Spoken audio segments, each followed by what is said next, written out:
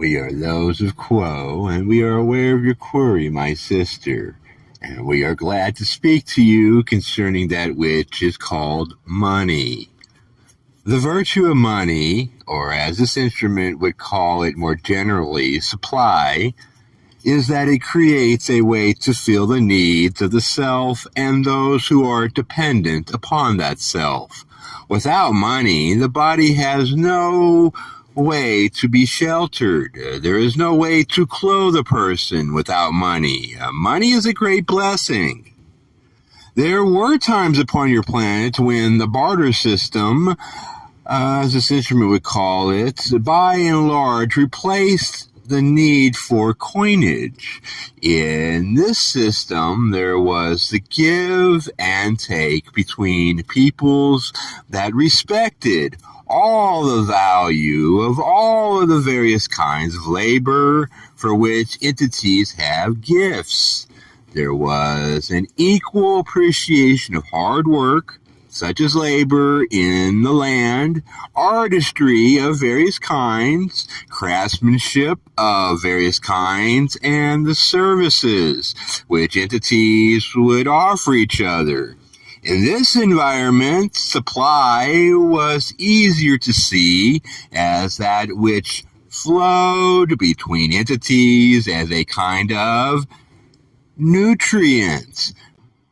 Perhaps it is well to think of wealth or money or supply as nutrient, a way of feeding the self the things that it needs.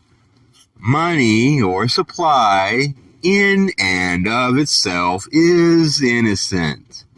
It is rightly said in your holy works that the love of money is the root of all evil.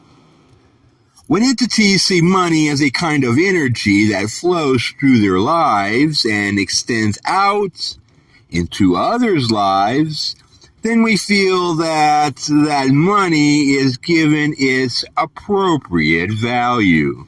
It is a blessing to be able to pay the bills, as this instrument would say, to feed the belly, to clothe and shelter the body, to gain those things of which one finds need.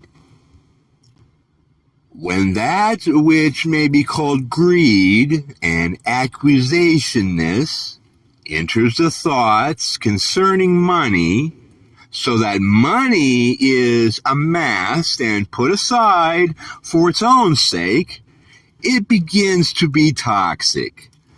The values of such an entity no longer visualize money as a nutrient that flows ceaselessly through the culture, enriching it as it goes. Rather, it holds it and amasses it and stops the flow of it. And that forgetfulness is the forgetting of the needs of other selves.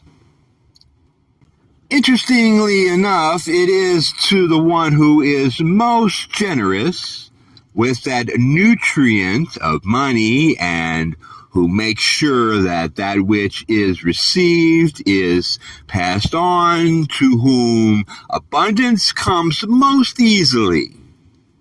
It is not to the one who holds, but to the one who opens the hand that more and more shall be given. When one examines the thoughts behind conserving wealth, one shall see either a prudent plan for assuring the security of the family and so forth, or one who shall see an unreasoning greed, a desire for money for its own sake.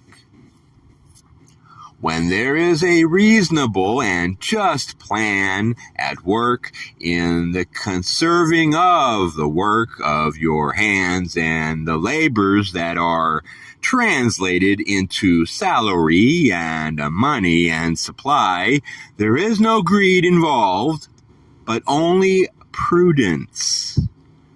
We think, for instance, of the story from your holy works of the rich man who was owed money by another. This man begged the rich man, saying he had no way to pay him, and could he please forgive him the debt. The rich man relented and forgave him the debt. Then that man turned around and demanded money that he was owed by another. And that man said, "Oh, please forgive me, for I have no money to pay you." But that man did not forgive the third man and demanded his money, and when he could not pay, he threw that man into prison. Now, the rich man, when faced with need, was generous. He was not greedy, and he was not at fault, for he did not love money for its own sake, but only appreciated what it could do. On the other hand, the second man, who, having been forgiven, could not forgive another, was an entity who loved money in a greedy way.